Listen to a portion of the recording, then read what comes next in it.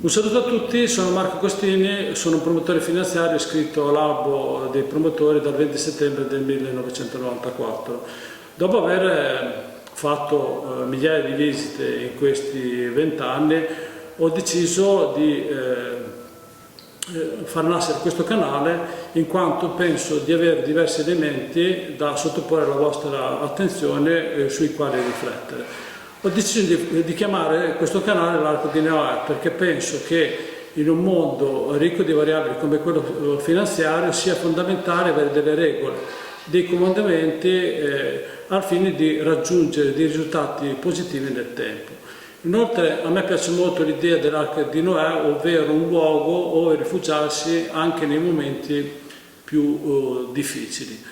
Iniziamo con i comandamenti. Il primo comandamento è informarsi. Soprattutto negli ultimi anni si sono sentiti nei giornali, nei quotidiani, in internet, diverse storie di persone o famiglie che hanno subito a livello finanziario delle notevoli perdite. Io sono convinto che ci sia una grossa responsabilità da parte del sistema, ma nello stesso tempo c'è anche un concorso di colpa da parte del singolo risparmiatore. A livello italiano noi siamo all'ultimo posto a livello di cultura finanziaria in Europa, siamo a livello di molti paesi africani. Oggi ci sono decine di libri, di riviste, di quotidiani e anche tramite internet si possono trovare tante informazioni al fine che ognuno di noi ogni risparmiatore possa fare delle scelte a livello finanziario consapevoli. Questo non toglie che in determinati casi, per particolari categorie di persone, la tutela sia obbligatoria in ogni caso.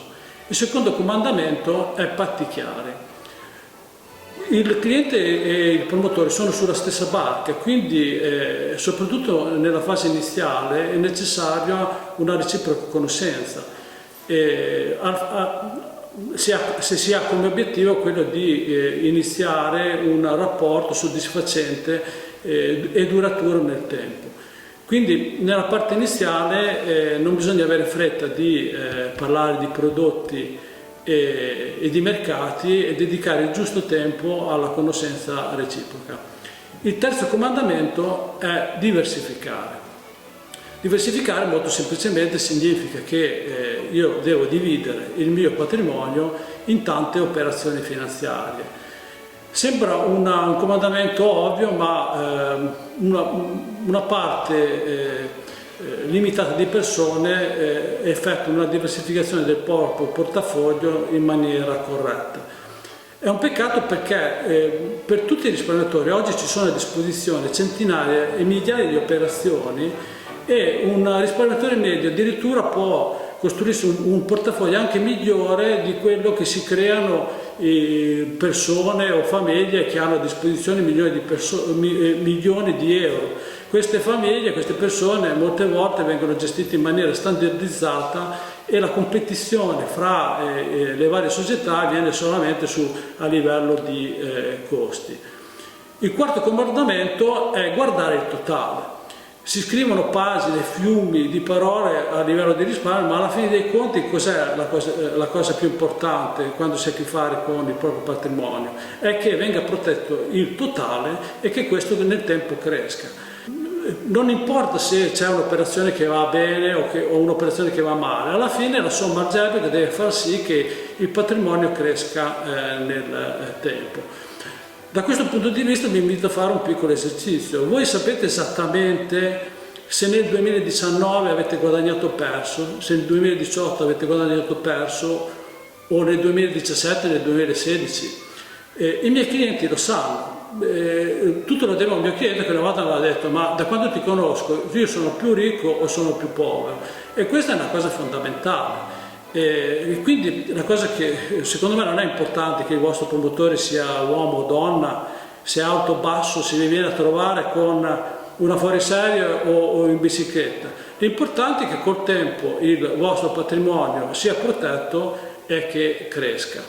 Il quinto comandamento è quello di evitare le grandi perdite annuali. Quando inizia l'anno il risparmiatore si trova di fronte a 4 scenari.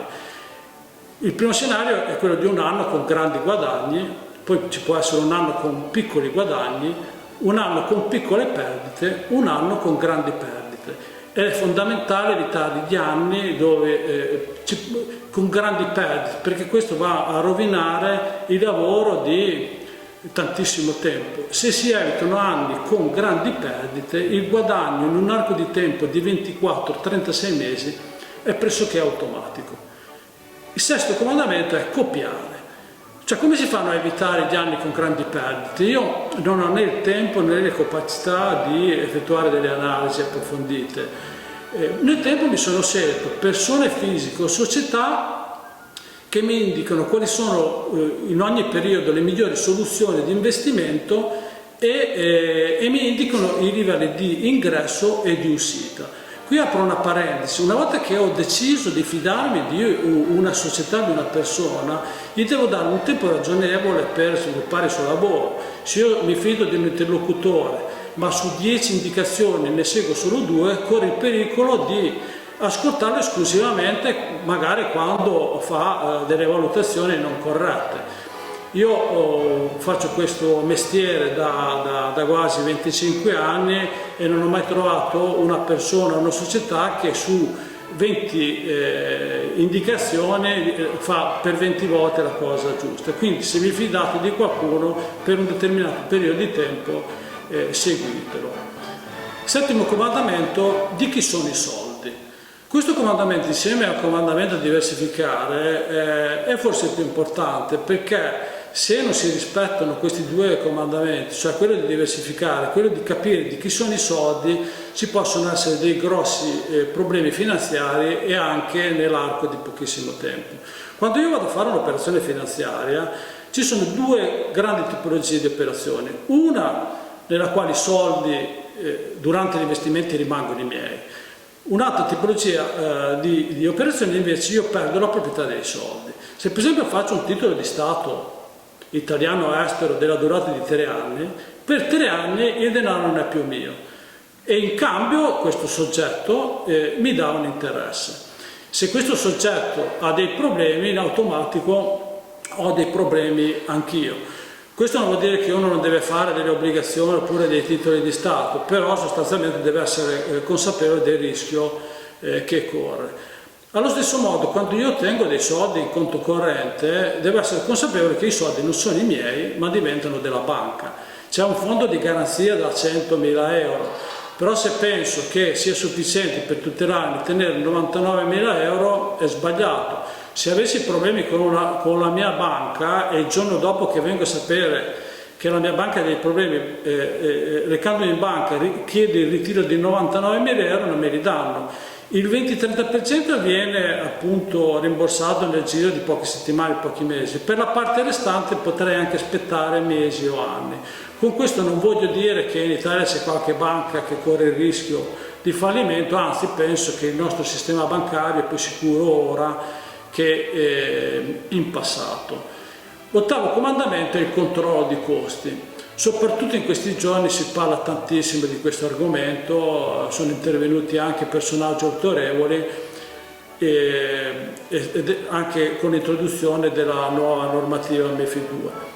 È ovvio che il cliente abbia il sacrosanto diritto di conoscere esattamente quello che è il costo delle varie operazioni, dei vari servizi che utilizza. L'argomento secondo me è enfatizzato, i costi sono una variabile come un'altra. Dal mio punto di vista è fondamentale trovare un equilibrio fra quelle che sono le esigenze del cliente di spendere poco e praticamente la sopravvivenza e la sostenibilità del lavoro del promotore. Poi in fin dei conti, se il vostro promotore, il vostro interlocutore finanziario dopo 3 anni viene a trovare e vi dice che avete perso ma che avete pagato la metà dei costi, non è che si brinda a champagne. Il nono comandamento è la gestione dell'aspetto fiscale e successorio. Questo elemento è importante almeno come quello dei costi, però se ne parla molto poco. Io dedicherò uno o più puntate di questo canale alla gestione dell'aspetto fiscale degli investimenti finanziari. In ambito successorio dico solo questo, che l'italiano è super tassato in vita, ma noi godiamo delle migliori aliquote successorie in Europa. Un francese o un tedesco paga il doppio o il triplo. Può durare una situazione del genere. Poi è molto importante che quando ci sono delle operazioni finanziarie che sono esente da imposte di successione e ci sono invece delle operazioni finanziarie che pagano imposte di successione, ed è anche importante conoscere questo aspetto. Il 10° comandamento è fare un tagliando. Come ho detto, è necessario che fra cliente e promotore si instauri un rapporto di fiducia, ma è anche importante che il cliente ogni tanto, segua continuamente il comportamento del proprio promotore da tutti i punti di vista. Quindi periodicamente è necessario fare una verifica e la fiducia non deve essere mai al 100% ed incondizionata. Alla stessa maniera, in tutta umiltà, ognuno di noi deve fare un tagliando a se stesso di quelle che sono le sue scelte di investimento, ma non solo finanziarie, ma anche semplicemente fare un esame di coscienza di quelle che sono le sue abitudini di spesa. Quindi per riepilogare, questi sono i 10 comandamenti dell'Arca di Noè. 1. Informarsi, quindi al fine di ottenere, di fare delle scelte consapevoli di investimento. 2. Patti chiari, cioè conoscere il proprio promotore conoscere il suo modo di fare ed esporre a lui quelle che sono le proprie esigenze, quelli che sono i suoi gusti in ambito finanziario. Terzo punto, diversificare, ovvero distribuire il proprio patrimonio su più operazioni. Il quarto punto, guardare al totale.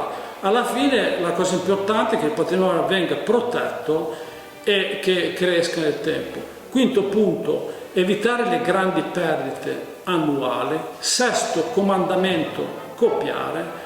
Settimo comandamento, di chi sono i soldi, cioè essere consapevole dell'aspetto giuridico delle operazioni finanziarie. Ottavo punto, controllo di costi, quindi trasparenza. Nono punto, gestione dell'aspetto fiscale e successorio. 10° comandamento, fare un tagliando sia al proprio promotore sia a se stessi. Poi ci sarebbe da parlare dell'aspetto emotivo, che è fondamentale in ambito finanziario in tutto ciò che riguarda i soldi. Non a caso hanno anche istituito qualche anno fa un corso di studi in finanza comportamentale. Basta dire che se leggo sul giornale che il prezzo degli immobili è sceso del 15%, corro se è possibile a comprare una casa. Se invece leggo che il prezzo delle azioni è crollato del 15%, corro in banca e mi viene voglia di vendere tutto. Per oggi ho finito, vi ringrazio. La prossima puntata sarà dedicata alla costruzione del portafoglio finanziario. Che dire, l'Arca di Noè è aperta a tutti, se decidi di non salire, in bocca al lupo. Io sono Marco Agostini, ricordati di iscriverti al mio canale, grazie.